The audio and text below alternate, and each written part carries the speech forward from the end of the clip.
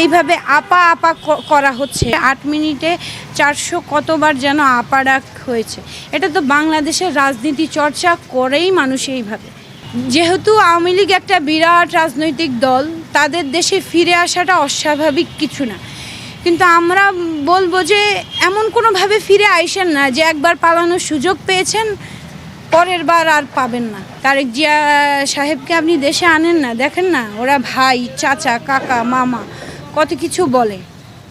এটা তো বাংলাদেশের মানুষ আসলে এই যে অসুস্থ একটা রাজনৈতিক চর্চার মধ্য দিয়ে সেই স্বাধীনতার পর থেকেই এই চর্চাগুলো হয়ে আসছে বিধায় এখনও মানে এইভাবে আপা আপা করা হচ্ছে। আর উনি দেশে আসবে, দেশে কি মানুষ এখন অনেক সচেতন হয়ে গিয়েছে, নিজের অধিকার নিয়ে না হোক কিন্তু দেশের অধিকার নিয়ে এখন মানুষ কথা বলছে, আর আমরা সেই সুযোগটা মানুষকে করে দিচ্ছি। আল্লাহ বারবার মানুষকে সুযোগ দেন না, একবার হয়তো দিয়েছেন, কেন দিয়েছেন সেটা রাব্বুল আলামিনই ভালো জানেন।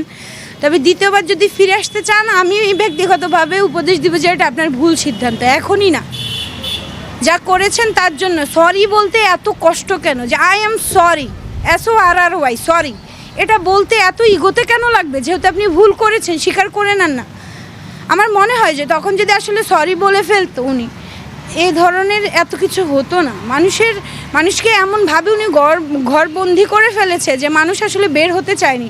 আমাদের এই জেনারেশনটা আমরা আসলে হার্টলেস, কারণ আমরা এত পরিমাণ ফোনে অ্যাডিক্টেড ছিলাম যে আমরা আমাদের ফ্যামিলির সাথে খুব একটা কানেক্টেড ছিলাম না থাকার কারণে আমাদের ভিতরে আবেগ ইমোশনটা অনেক কম কাজ করে বিধায় আমরা গিয়ে মাঠে নামতে পেরেছি।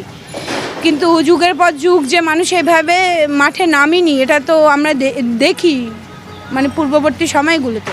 তবে পরবর্তী আন্দোলন পরবর্তী সময়তে আর এটা আপনারা আশা করেন না যে আপনারা দেশে আসবেন, আবার হত্যাযজ্ঞ চালাবেন, আর মানুষ মানে বুক পেতে দিবে না, মানুষ মুখ খুলবে না। এটা আসলে এখন ভাবলে আমি বলবো আপনি বোকার স্বর্গে বাস করছেন।